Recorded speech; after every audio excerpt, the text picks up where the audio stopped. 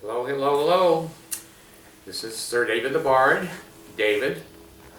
I have many names, Mr. Cockroach, Mr. Cock, and I'm not going to go into the many names that my ex-wives have given me because I've given you the best names I have right now. Anyway, I wanted to do this video because I feel it's Christmas time coming up, basically. It's that time of the year. It's about Thanksgiving here in 2024. And I want to do a video, and I'm going to title it, Grab My Butt. Grab My Butt. Now, you've heard many, many times people say, well, I've got your back. But this one, I'm going to say, grab my butt. I've tried to kill myself 5 times over 77 years. I'm really good at most things. But suicide, I'm a failure.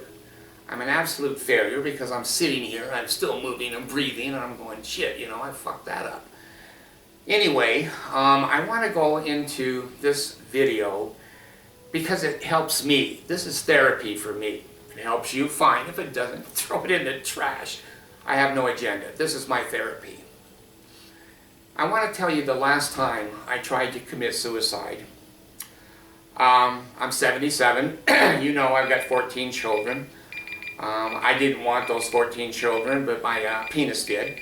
And I had to support them, and my penis didn't do crap after they were born. Anyway, I have a story here that helps me, that helps you great.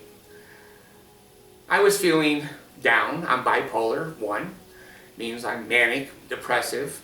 When I'm manic, I'm extremely creative. I talk a lot, I think a lot, I do things, I'm extremely artistic. When I'm depressed, I'm not just sad.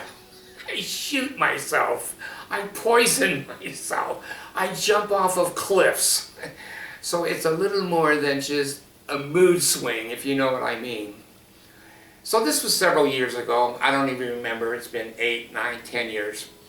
And I was kind of having some usual adjustment problems.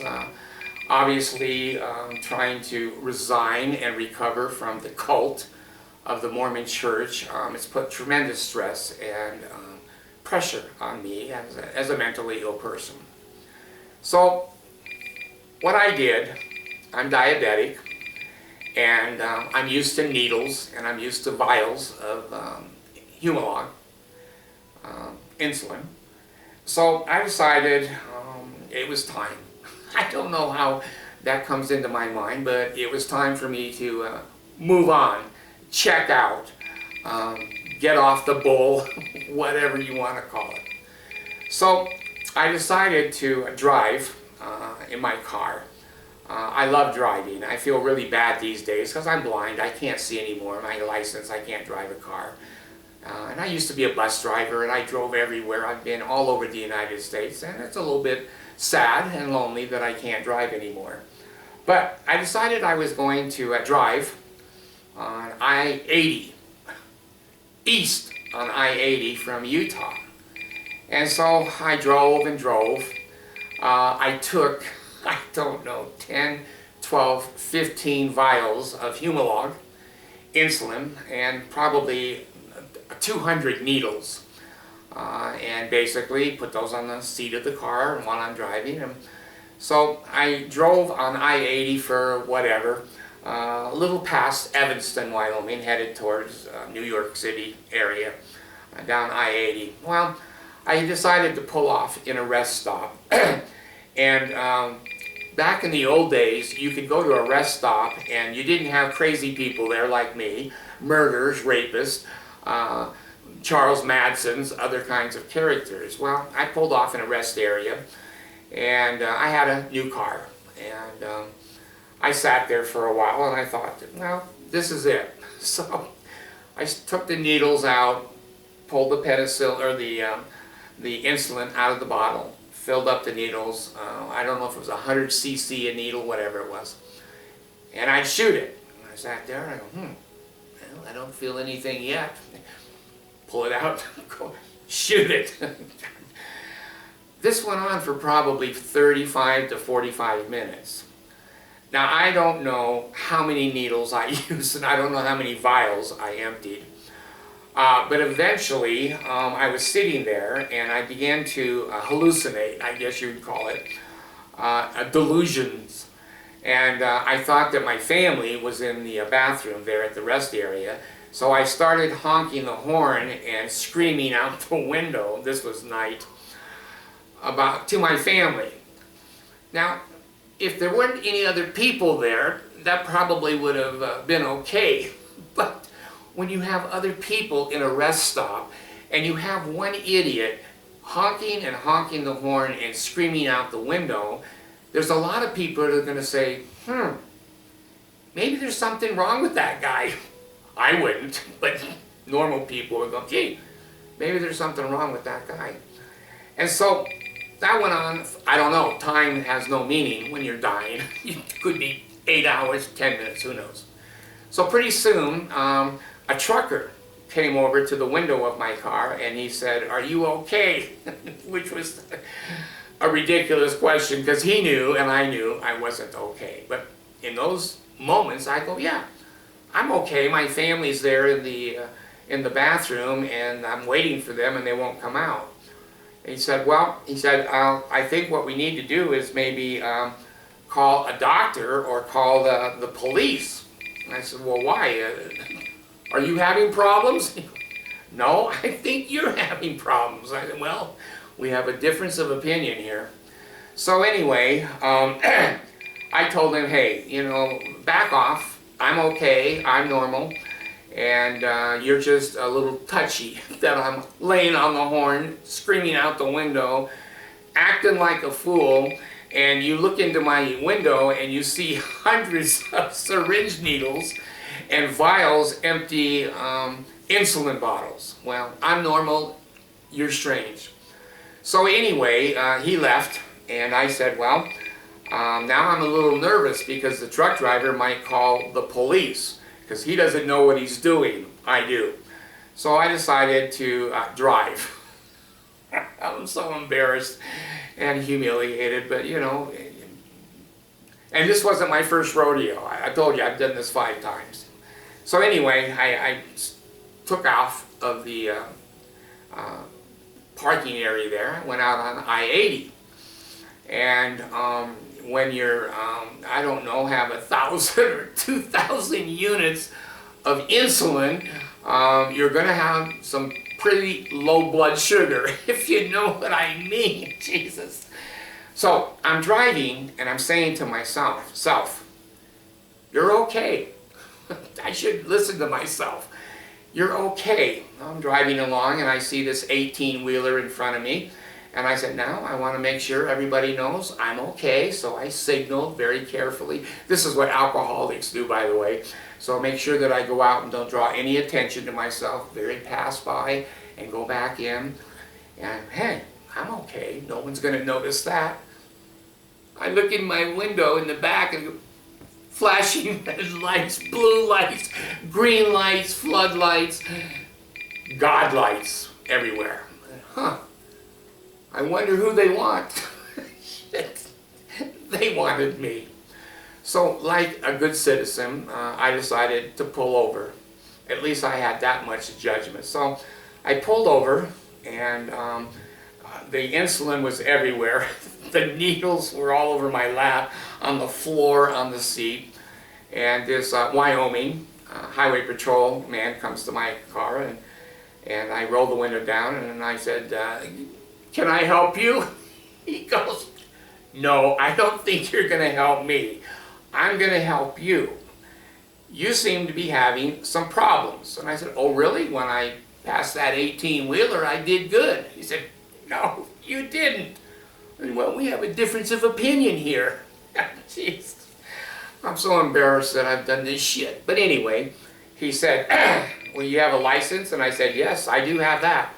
So I handed him my license, and he said, well, Mr. David, we kind of have 2 choices here. And I said, well, I'm used to choices, and I'm a pretty smart dude. Give me my options. He goes, okay. Option number one, you're going to be under arrest for a DUI, and we're going to put handcuffs on you, take you to jail, and impound your car. I said, well, maybe I should hear option number two. I don't think one is going to fly with me. All right, I said, all right, number two is we're going to call an ambulance and we're going to send you to the hospital. I said, well, gee, hospital, handcuffs, Bubba, nurses. I think I'll take option number two. Okay, Jesus. About that time, I passed out. I don't remember shit. I went into a coma, diabetic coma. My sugars were, 0.001, whatever. So, I don't remember them lifting me out of the car. I don't remember them dragging me, my fat ass, out of the car and trying to, get a whale up in the ambulance. But I woke up momentarily in the ambulance just for a few seconds, and I could feel that I was laying down and moving in the ambulance. So anyway, I went to the Evanston, Wyoming hospital. Now, it's rural, but great people, wonderful people. And when they see this video, they'll probably send in $1 million on my PayPal just to say, take the video down. We don't want our name associated with you in that video. So anyway, I got to the hospital, and I was in bed there and unconscious for several hours. And when I came to a little bit, I was in the bed, and they had cut my shirt down the middle and off of me. I go, God, couldn't they have just taken the sleeves? They ruined my shirt. So the doctor says to me, well, Mr. David, how are you doing? And I said, look around the room. Doesn't it speak for itself? And he said, well, yes, it does. He said, have you ever been committed to a psychiatric unit? Now, I thought this was a trick question, because if I said yes, I was in trouble. If I said no, he was going to do it. So I'm thinking with a brain that is totally abnormal at that point, which is always abnormal, but it was more abnormal then. So I said, well, no, sir, I've never been committed. Now, see, I have a little bit of a legal background. That committed means you were forced. The guys in the white coats put you in a straitjacket, put you in the little van and took you to the hospital. That's never happened to me. But the truth, the whole truth, and nothing but the truth, so help me God. I had walked in twice, Holyoke Mental Hospital in Holyoke, Massachusetts. I was a voluntary patient, and in Ventura, California, they have a Vista, I think, hospital there. I walked in. So in this story, I said to him, no, I've never been committed. And he looked at me like he was shocked. He said, the look on his face said, I can't believe no one has committed you to this point, because you need to be committed. So I was afraid that, because I was a little paranoid in those days, that they were going to, put me in the straitjacket, do a lobotomy on me like one flew over the cuckoo's nest. So anyway, I laid there for a while, and I became more and more conscious. And then I decided I wanted to talk to the doctor. He came in, and he said, well, we think we need to keep you here and get things stabilized. I said, okay. So he left the room, and I thought, well, I'm in prison now. I gotta escape. This made sense to me. Escape. I have no shirt. I have no shoes, no socks. So I decided, there's a term called AMA, against medical advice. I know that because I have been against medical advice my whole life, and doctors and institutions. So I got an idea. Now, when bipolar people say, I've got an idea, you need to grab your wallet, hold on to that, put your seatbelt on, and hold on for the next few phrases coming out of their mouth, because it's not going to be good. I have an idea. So I decided I was going to leave the hospital with no shirt, no shoes, no socks. I think I might have had a pair of shorts on, and that was it. So I got up out of the bed in the hospital. I walked out the front door of this hospital. Now, there was kind of an entourage, not a presidential entourage. There was a group of nurses, doctors, aides that didn't think I was making a good decision, but I was sure I was making a good decision. Oh, bipolar. So I walked out of the hospital, and then I got out into the parking lot in the front there, and I said, well, gee, I don't have a car. I don't have a wallet to buy a taxi or an Uber. I think I need to recover my car. Now, I don't know where they put my car. It was impounded somewhere, but I needed to recover my car. So I thought, again, it was a good idea to start walking through the neighborhood, the houses next to the hospital. Now, I would tell you this, in real estate purchases, you don't want to buy a house near a hospital because you're going to get people like me coming down the sidewalk. So I'm strolling down the sidewalk, like, no problem. I start knocking on doors. It wasn't Halloween, it wasn't trick or treat.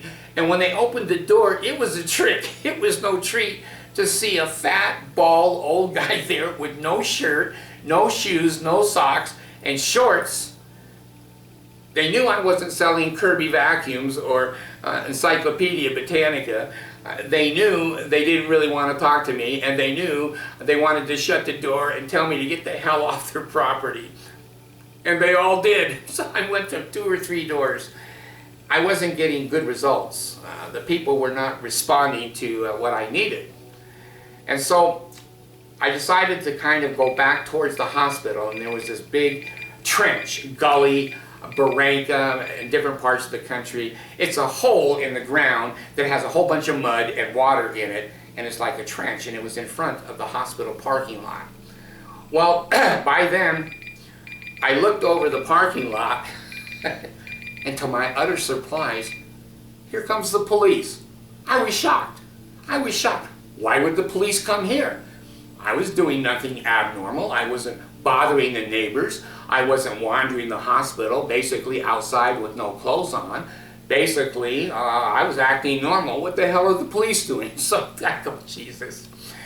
I decided to try to get back towards the front of the hospital, and there was this gully and trench, and my balance, being old in the first place and having so much insulin in me, I lost my balance, and I fell off the face of the earth. Yeah, it is a flat planet. I fell into the gully, and the gully was full of mud, seaweed, trash, water. It was full of everything, including the bard.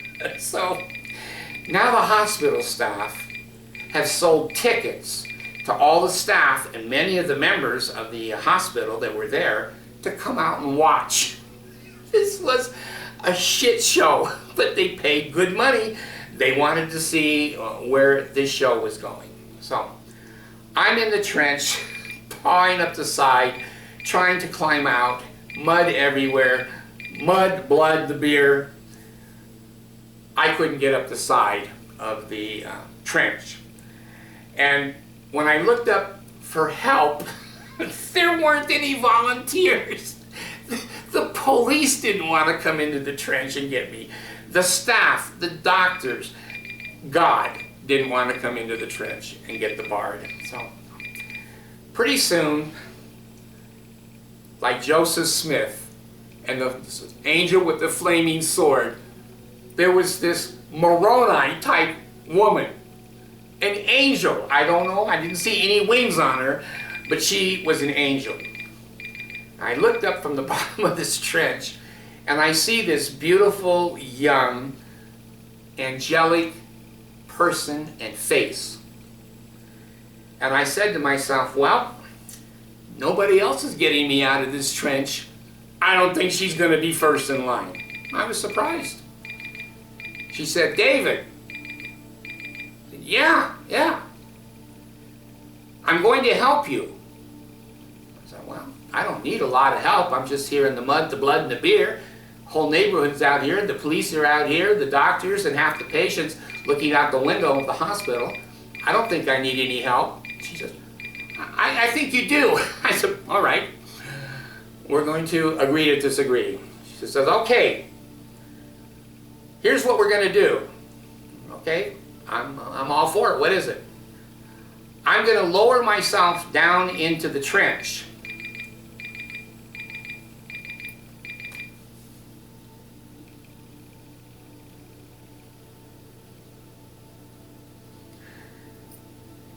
And I want you to grab my butt. Now see the continuum all the way this way and all the way this way. Funniest thing in the world. Bard, please grab my butt. I'm young, I'm beautiful, I'm a nurse. Grab my butt. Then the other part of the continuum. Nobody else was willing to help me. They all just stood there and watched me make a fool of myself. And this little angelic person stood up in that huge crowd, and she was the only one. She had her scrubs on. She started lowering down the side of the trench, mud, water, weeds, everything. All over her, her hair, her clothing.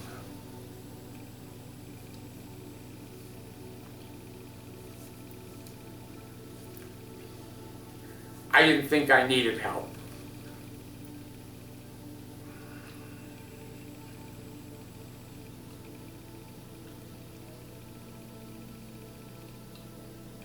She lowered herself in far enough that I could get a hold of her pockets on her pants, her butt. And she started climbing up.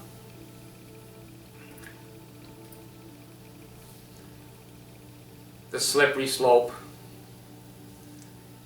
And she dragged me, 300-pound, fat, old, idiotic fart, up into the parking lot so that I was safe.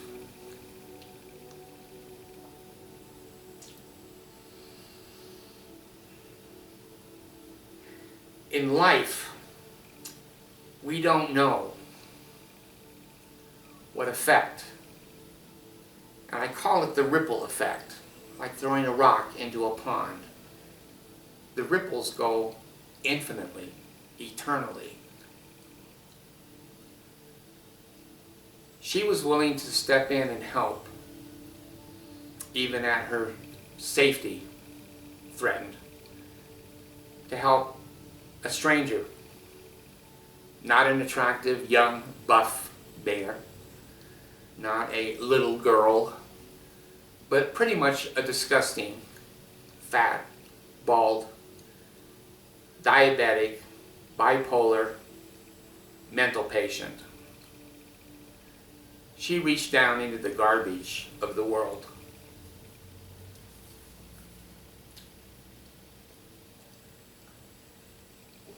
And now it's been many years since then. And that kind deed that she did that day on her own has now rippled into the millions. I have approximately 4 million hits on my YouTube, and there's another one today. This one. That ripple is still going out. Maybe that ripple can help you. Maybe that ripple you could show to your favorite son, your daughter, your grandson, whatever, or yourself. Just quietly sitting this Christmas season thinking, you know, is life really worth it? Should I move on? Suicide is not an uncommon thought in human beings. They like to think it is. It's not.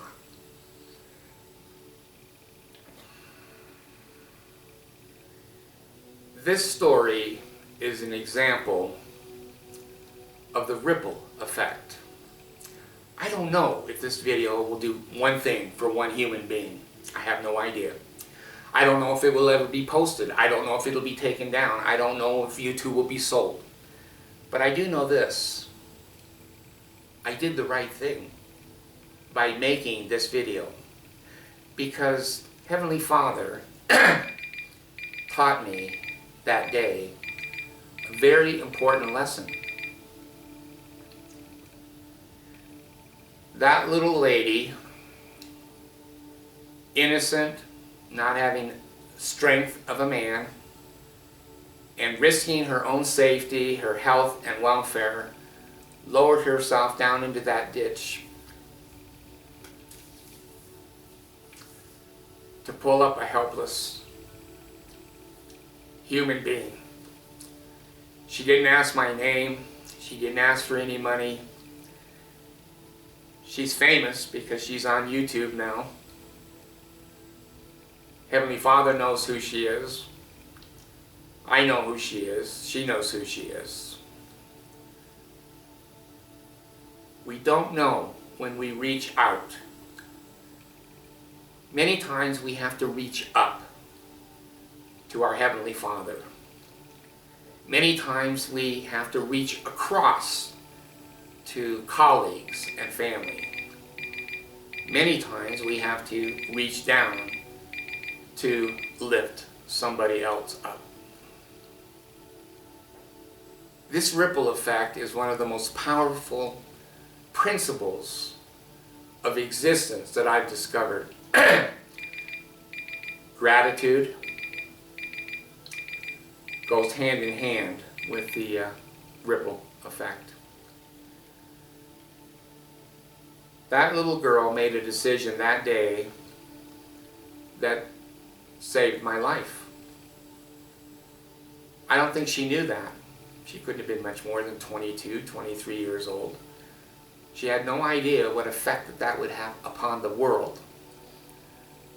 I came out of Evanston Hospital, finally, recovered, if you want to call this recovery.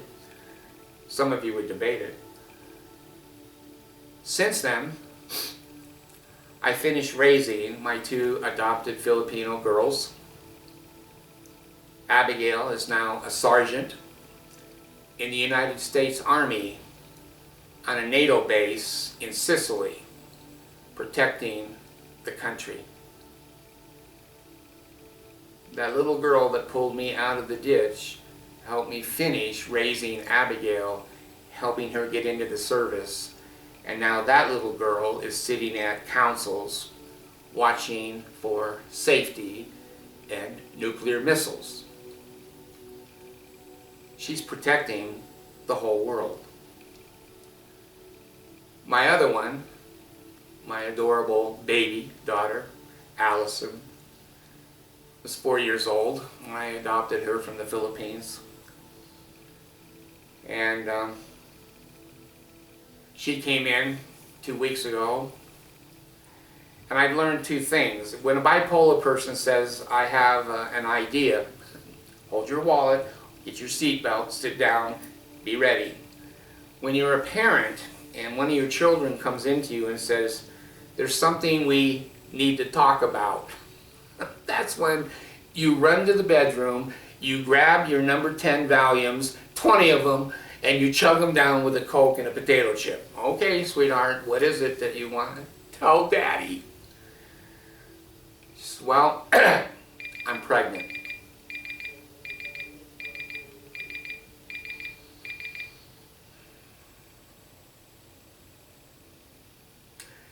That little girl that pulled me out of that ditch in the deepest negativity of my life, I was able to look across at my girl now and say, gee, I've got a new grandchild coming. Yes. The happiness on Allison's face and on my face and now my whole family, Grandma, that ripple effect is continuing to go out. Now, when that little hope, it'll be a little girl baby. I always favor the girl babies because they're smart. They don't do stupid shit like men do. You know, we put keys and electrical plugs. Little girls make a bake a house thing. When that grandchild is born, will she see this video someday? Maybe, maybe not. But is that ripple effect going out and out and out? Now, there's a saying in modern America, I've got your back. I've got your back. I'm not quite sure what that phrase means. We process very differently bipolar people. But I do know this. The idea is, grab my butt. I've got you and I'm going to pull you out. I'm not afraid. I know what I'm doing and I'm going to help you get back. Where you can be independent. You can be yourself, loving, kind. Maybe get some counseling, get some medication, get your ducks in a row. Now that young lady taught me a world of knowledge and experience and wisdom. That 25 minutes that she spent pulling me up out of a ditch when all the other adults stood around watching.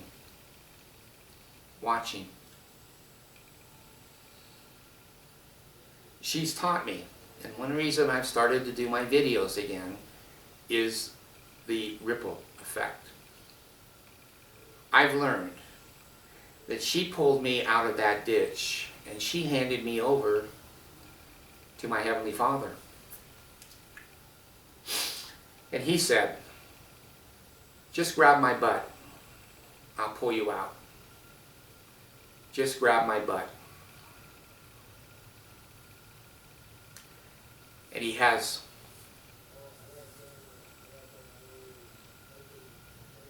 He never abandons us. Many times we stop listening. Many times we become angry. Many times we're confused. Many times we're afraid. But when she got over the side of that embankment and started down backwards, she wasn't afraid at all. She knew exactly what she was doing.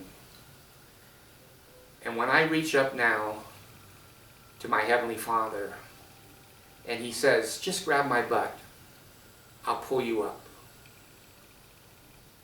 He does. He has. And He will. Not just for me, but for you. For your grandchild, for your wife, your daughter, grandma, your friend. He's always there. He's always available. I didn't know how to get out of that ditch. But He put somebody in my life that did know how to get me out. Many times I think that when the Lord helps us, it helps us through other people. He didn't lower Himself into the ditch. I didn't grab His ropes and butt. He sent somebody else. Now there's an important principle of why. Is it because He's lazy? He doesn't want to help? He doesn't want to be involved? He doesn't want his butt hanging over the cliff? No. There's another principle. She got blessed. She got blessed. I don't know how. I don't know if after that she got married and had wonderful children and had a good life, that the Lord caused her to have a good job, good money, good husband, good children. I don't know the specifics, but I do know this. The blessings did come to her for what she did, helping me.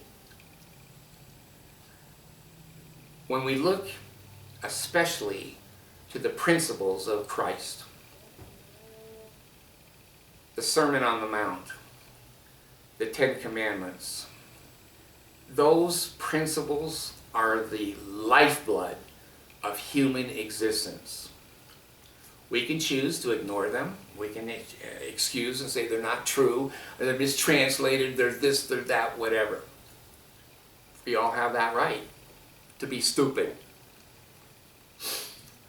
I quit being stupid. I don't like being stupid. A lot of you do. A lot of you, and a lot of the people that come here, my contractors and friends and whatever, they like to be stupid. I don't. I take this principle, grab my butt, and I hear that broadcast all the time, infinitely from my Heavenly Father. David, every time you're in trouble, grab my butt. Every day, David, when you don't know what to do and you're fearful and you're afraid of taking risk, or people are going to attack you, or you're not going to have enough to eat, or they're going to take your house, they're going to repo your car, they're going to lie, they're going to cheat, they're going to steal, they're going to stab you, just grab my butt. I've learned. I've learned. There's another very important principle that I'll put on another video, and that's called listen and obey. Isn't it interesting? The least amount of words are the biggest principles in life. A lot of humans think more words are more truth. It's not true. Grab my butt. 3 words. Ripple effect. 2 words. Listen and obey. 3 words.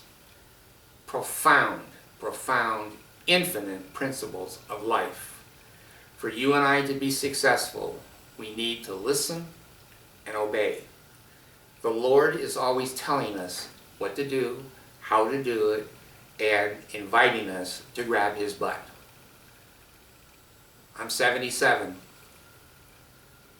I don't learn real quick, do I? But that's not important, how quick we learn. What's important is, did we learn? And once we've learned, will we put the damn ducks in a row and get our shit together and get our lives stabilized and get an ongoing back and forth, listen and obey. Listen and obey. He is always broadcasting. He's like a Wi-Fi, moving all the time. But our device, our container, many times doesn't have the right antenna in the right position. We're not hearing what He's saying. And He's desperately, because He loves us, wants us to succeed. But if we shoot ourselves in both feet, we lie, we cheat, we scam, we pretend we know more than everybody else, and we don't need Him, shit happens. Humans have an infinite way of avoiding the easy road. He said, my burden is light. It's a true statement. 4 or 5 words. 4 or 5 words. Why is it that the less the words, the more powerful the principle? He said, if you love me, feed my sheep. If you love me, feed my sheep. If you love me, feed my sheep. He said it 3 times. Because we don't listen. We don't get it the first time as humans. You got to hit us with a damn 2x4, bitch slap us to go, feed my sheep.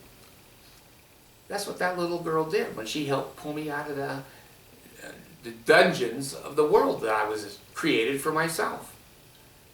She was feeding His sheep. Feeding can be mentally, emotionally, financially, physically, morally. Feed my sheep. Now let me close this particular video with the difference between the King James Version of the Bible and the Urantia book.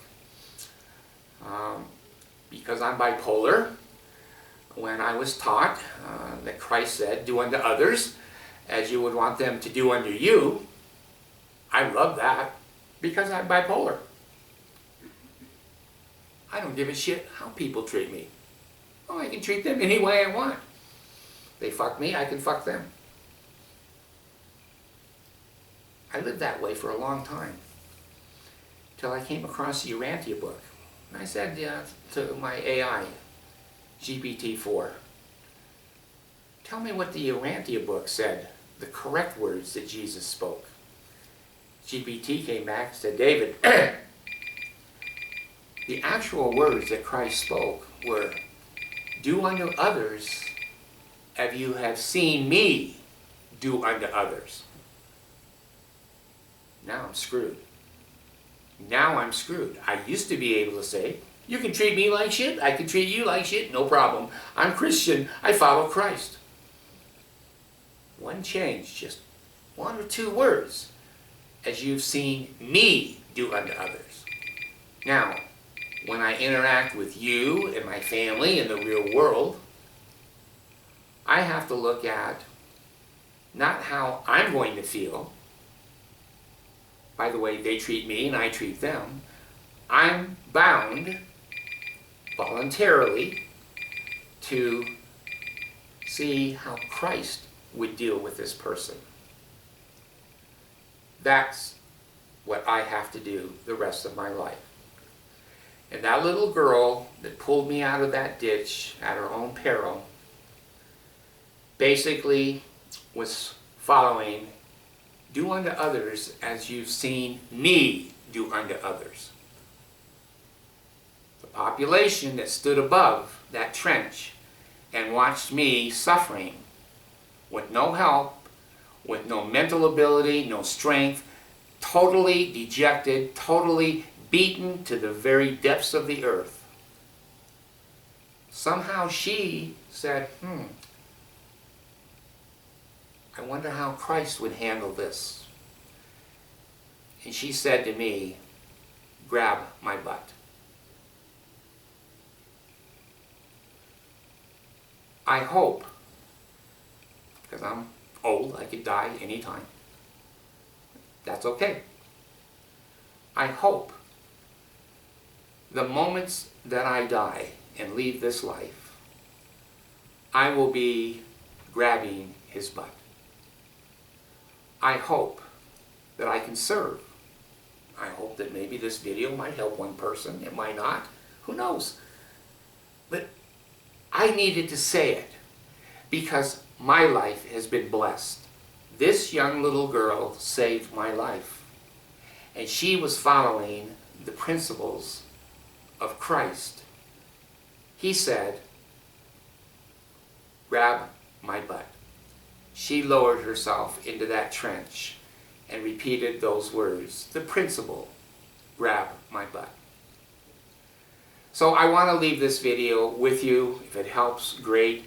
It's the Christmas season. They're the hardest seasons for us that are mentally ill, those of us that are divorced, those of us that have lost our jobs, that were disabled. It's hard when we see the happy families and the little elves jumping up and down and the snowflakes in the fireplace. It's hard. If this can be of any kind of a support or strength or help to you, that's what I've seen Christ do. I saw him when he found the woman accused of adultery, and they were going to stone her to death.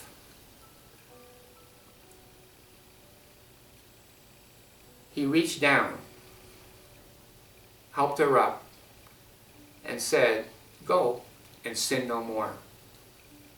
He was using the principle, grab my butt. Grab my butt. So this Christmas season, this Thanksgiving season, and who knows, I'll be dead. This video might be around, whatever, 100 years, 10, who knows. But if it helps you, or it can help somebody else, please sit down, listen, then obey. Listen and obey. Sometimes we don't like the things we hear because it's scary. It doesn't make any sense. But if the Heavenly Father is saying to us, grab my butt, I will help you up and I will help you out of this, He will.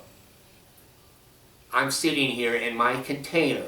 Yeah, it's deteriorated, it's old, it's falling apart, I can't see shit, I can't hear, can't balance. But I made it because of that little girl helping me out of the worst position I had ever been in my entire life. Do unto others as you've seen me do unto others. So I wish you a happy holiday season. If you're like me, you may go over to Walmart and get a turkey sandwich. You may be alone. There may not be, party people and people coming to your house, and it can be lonely. But I'm going to tell you something. I would rather be alone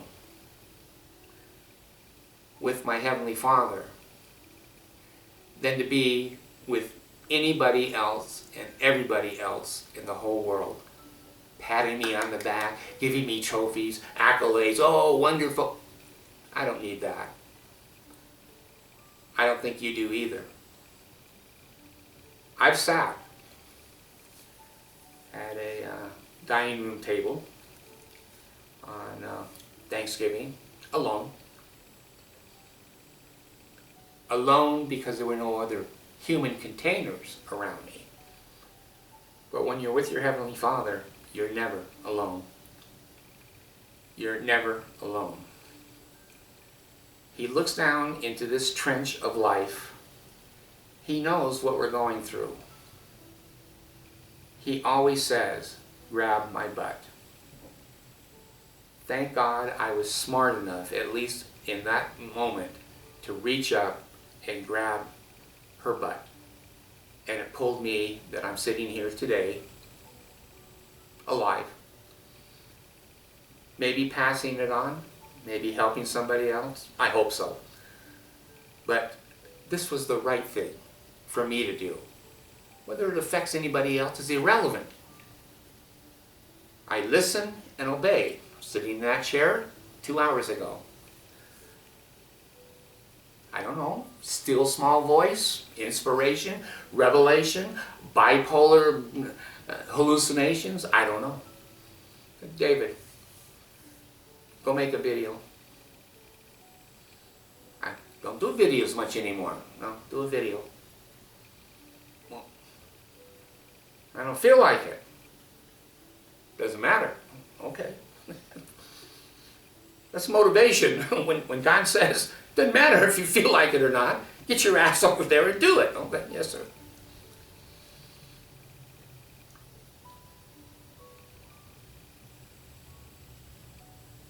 Stay till the end. We don't know what we're going to be able to do with our Heavenly Father. We may not have any cars, money, houses, clothing. We may be living on the sidewalk somewhere, homeless, eating food out of a garbage can. Yes, today. But what about tomorrow? The principle of tomorrow, not 24 hours, not 365 days a year. The Lord's time is a lot different than our sunrise and sunset and our time period. Many times it takes the Lord years to put people into our lives, to manipulate that we get a job or that we get this income or we get this mate. Be kind to yourself. Be patient. Work on the Lord's time. You and I are going to be okay. We are going to be okay. I didn't think so. 5 times in my life, I didn't think I was going to be okay. Put car gas, exhaust in my face, tried to kill myself, insulin, Valium, overdose, whatever. This ain't my first rodeo. But he simply said in a still small voice, David, do a video, and here's what I want you to put together. Think about this, present it the best way that you can, and I'd like you to do that. I'm happy. I'm happy that he wants something from me. It's important that we learn in life, it's not what we get in life, it's what we give. We give until we're exhausted. I can't tell you how many times, I'm sorry, I keep hearing my voice, I'm old. When I pray, these days, I pray for 2 things. One is that I'll have enough strength, emotionally, physically, mentally, spiritually, to get up out of that damn chair that I sleep in every night and come out here and do what Heavenly Father asked me to do. Whether it's a video, whether it's counseling with somebody, whether it's helping a daughter get her ultrasound. I pray every night that I could just have enough strength to make it through the next day. Then I use the rest of my prayer to say, thank you that I have a video camera. I didn't afford a video camera years ago. Where did that come from? I don't know. I'm thankful. My freezers are full of food. They overflow. I send food all the time to the homeless because the Lord blesses me so much with food, electricity, water, heat. I am so thankful to be an American where I can actually have a TV, YouTube. I don't ask for anything. Not because I'm cool, not because I'm being a philanthropist. No. I don't ask for anything because if I serve Him, like with this film today, He will think of what He wants to give me quicker than what I can think. What can I get? What can I get? It's unbelievable. The principle of gratitude and thankfulness is almost instantaneous. The moment that I turn this camera off, I turn it off, it's done. Within minutes or hours, things are going to happen. I've lived long enough. This ain't my first rodeo. I know a little bit about the Lord. Not a lot, because I was obnoxious and resistant, and I thought I knew shit. But I know this. When He said, would you please just do one video here today for me? Okay. Within hours. My life is going to be so blessed. Not because I did this to get those blessings, but it's automatic. It's a principle that is locked in the universe. He's not going, oh, I'll give David this, I'll give David that. It's not that. And it's not me going, oh, I did this for you, Lord, give me this. No. There is an automatic interlocking of gratitude and blessings. I don't like the word blessings, but I like the word better, opportunities.